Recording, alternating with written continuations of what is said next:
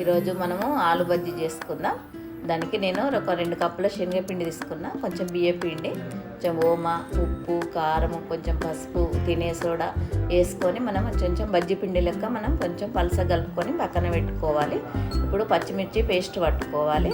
కొంచెం ఇది మన పచ్చిమిర్చి పేస్ట్ను కొంచెం పోపు చేసుకోవాలి. పోపు చేసుకొని మనం ఇప్పుడు ఆలుగడ్డలు ఉడకబెట్టుకున్నాం. ఈ పేస్టును ఉడకబెట్టుకున్న ఆలుగడ్డను ఇందులో వేసుకొని కొంచెం లైట్గా కొంచెం ఫ్రై చేసుకోవాలి.